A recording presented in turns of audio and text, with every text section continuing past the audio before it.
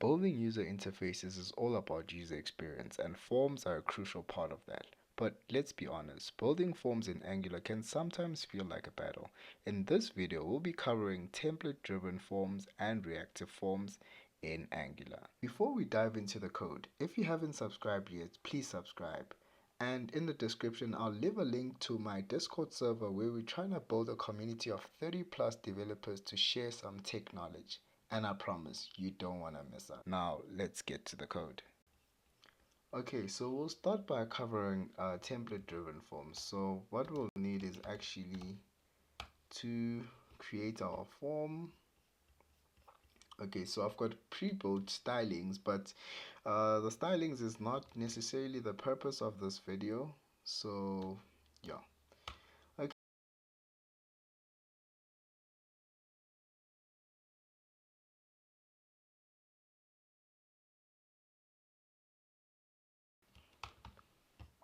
Awesome.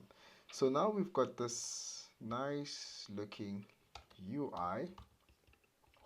Okay, so now let's go ahead and actually wait. Let's add the styling over here, which is going to be that form styles.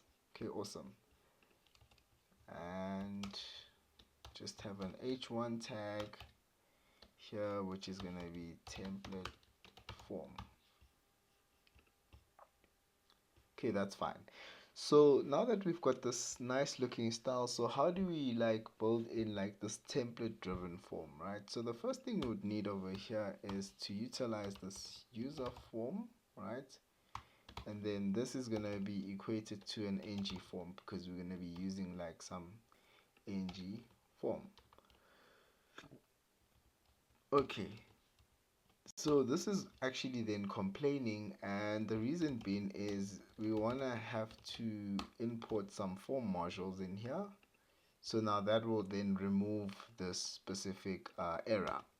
Okay, so what's the next thing we'd have to do, right? So we wanna like actually change or bind like specific values, right? When we actually change some inputs, right? So how we go about doing that is we'll say this name, right? We'll use ngModel, right? And just also state that this field is actually required, right? This as well will actually be an email. Awesome. Okay, and then there's something that we basically want to do, right? So in here what we want to do is have like a on submit, right? So this is an ng submit, so we'll just call an on submit function, and then in this on submit function, so if I come in here, I'm just gonna pass it like a form and then call this like an ngForm using ngForm. So now if I go ahead and actually pass in this form dot value just to get the values of that form, and the only thing I would need is to pass in this ngForm in there, right? So what's going to happen is the moment I click on the submit button, right? So let me just open up this because I've console logged. If I click stuff in there, click the submit button, you'll actually see that it's actually console logging what's in the actual form. So if I just call this that, you'll see that it's actually changing, right? So that's awesome. The next thing we'd probably also want to incorporate in here is this disabled, right? So we want to say this form should be disabled if this user form dot is invalid, right? So if the actual form is actually invalid, then this should then disable that button. So how is the form going to be invalid? So this is going to be invalid if ever this value is not in inputted, right? I don't know if I said that properly, but the name, if it's not actually inputted in the text area because it's a required field, or you don't have like a valid email, right? So now for instance here you'll see that it's grayed out, I can't do anything. So the moment I add this, it actually puts it in, right? So which actually tells us something, right? So let's see. So in here, this has to be like a form email. The name is email, and this is also required. This is a required field, and that's actually C, right? So what happens? Yeah.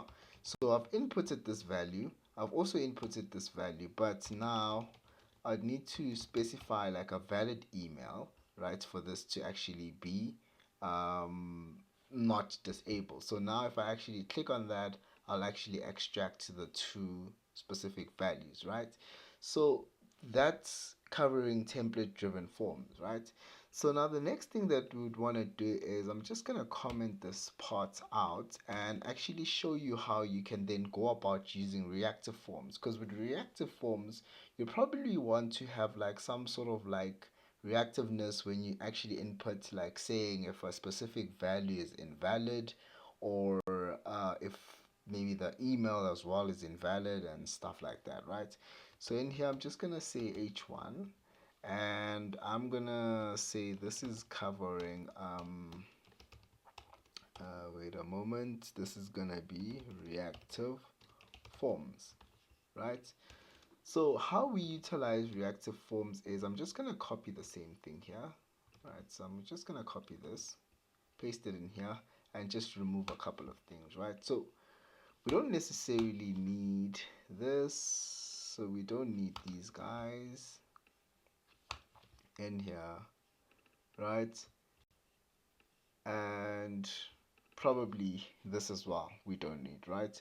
Okay, but we probably need that, right? So what we're gonna do now is actually utilize a form group, right? So we're gonna say this user form is of a form group, and we're gonna equate this to a new form group.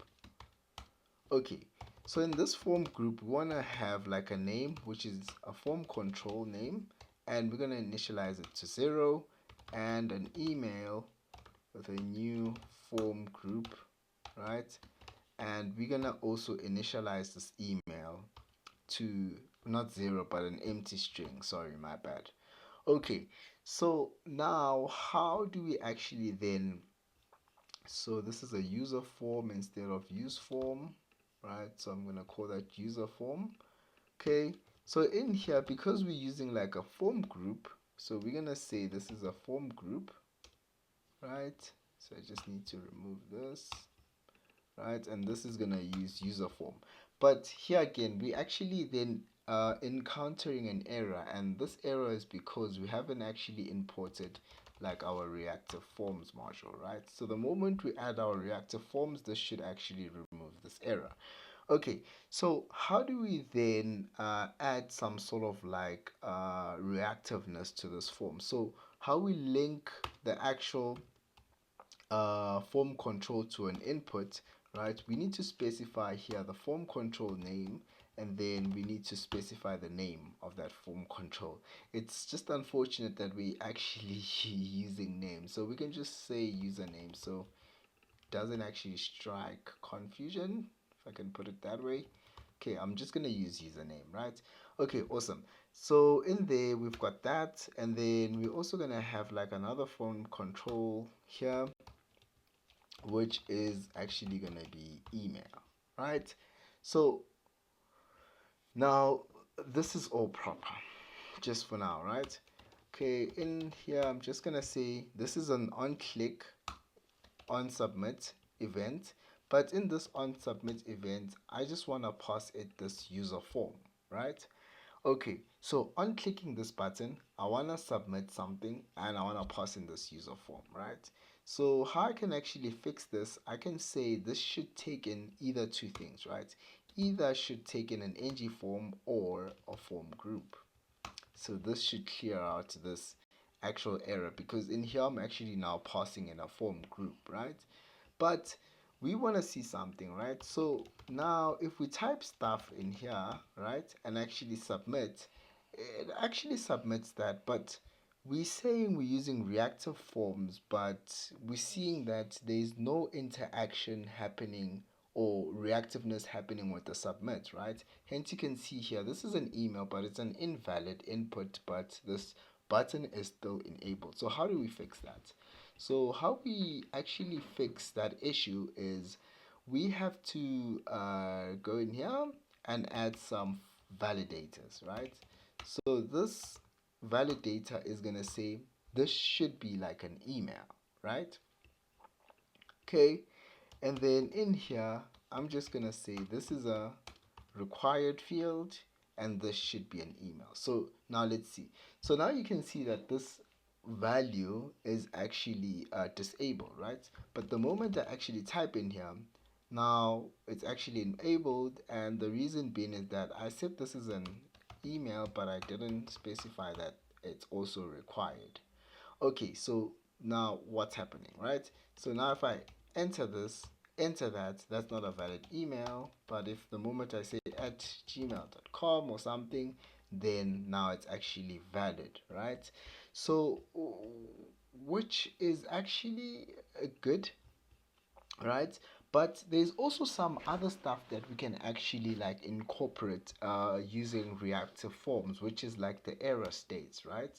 So for instance, say if now I actually like reload this page, I've actually touched on this input and then I click out. I want to show like a user, right? Or let's say a user enters something, they remove it and click out on this input. I want to show them that maybe this field is actually required or something, right? So how we go about doing that is in here I'm just gonna use this small, right, uh, HTML tag, and then I'm gonna say username. So the username is required. Then I'm gonna pass in this form error. So these classes for you won't necessarily work out because I mean you would then need the actual CSS stylings to actually style it out properly. So now you can see it says this form is required, right? But we haven't actually done anything, right, to check that. So how we actually check this is by using our user form dot, we want to say if user form dot get, right? So if the username, right, because we're trying to just get the username, the form control in there, which is the username, and then we want to say that if it's actually invalid, right, just please pass it this. Okay, so now what's happening, right? So it's actually a required field, but we don't want to have this like on form load, right, to actually show this error. So how we can actually solve this is in here we also need to say and if this user is actually touched. So if I've actually touched that input, right, and the field is then invalid, right, then please show me that error. So now I touch this and then I type stuff, remove, maybe go out. So let me reload. If I touch this, click out, it will actually say this field is actually um, required. So now this is the same thing I'll actually use here with the email, right? So I'm gonna say email is required, right? So now the user has like some sort of like response or interactiveness to actually see what's actually required, right? Because now having a disabled button, you can't necessarily guess, right, if what you where you actually went wrong, right? But now you can actually see that this guy is actually getting like some sort of like errors, if I can put it that way. Okay, so now that we have this error, right, we can then go ahead and also just have maybe email, right, and then we say if it's touched, I think we can have like another one which is like that has error, and this error will be email, right? Yeah. So let's see, right? So but now here we're gonna say this is an invalid input. Okay, so what happens, right? I touch this, do this, touch out. This says now this is required, right? Where, well, this is an invalid email. Okay, there is a way to actually like just fix this, right? So we want to say if only so has error. So this is for the email, right? If it has the error, and then we just say required. Okay, awesome. So now if they do this, if we do this, yeah, this says this is an invalid input because this needs to be like an email. So now we've actually solved those specific like errors. Now the user can see where they actually went wrong in their specific inputs and stuff, right? So we can also create our actual custom errors, right? So validators. So how we can go about that is we'll just say name because this is the username form validation. This is what the name of our function is going to be called, and then this we want this to return a validator validation error, right? So that's what the function should return, or a null value, right? Okay, so now just for now I'm just gonna return a null value, and what I want this to do is I want to have like a control in here and actually pass in like a form control. Okay, awesome. This is fine. So what I want to do is I'm actually gonna have like a regex test on this, right? So what this is gonna actually now do is actually pass in um let me guess. So this is gonna pass in some sort of like validation, right? So this validation will say slash slash, right? And then I'm gonna say if the value is admin, right? I'll just check this value. So if the value of this control is admin, then this should actually bring in like an error. So if this is true, right? What I want to do is actually say validation, then the value should be called let me just say control.value, right? And then or now. Okay, no, or now. Okay, so this is pretty much cool. Now we can say here in this guy over here and just now pass it that input. Okay, so this is an actual user form validation validator, right? So this is going to be validating on this user input. So now let's see what actually happens, right? So let's go to the code and actually type in this. You can actually see, let me actually type in an email, right? So if now I type in this name, it's actually fine, but the moment I think I type in email, now this is gonna say this is invalid, right? And which is actually quite cool, right? And done in a right way, I guess. So let's go in here actually and actually do the same thing that we did on the other side, right? We want to say this is actually required if it has this error. If it has error, right? So the error should be required. So if we've got this required error, we should say that this the username is actually required. But if this has it's sad enough that I actually called this validation, but want to say admin error.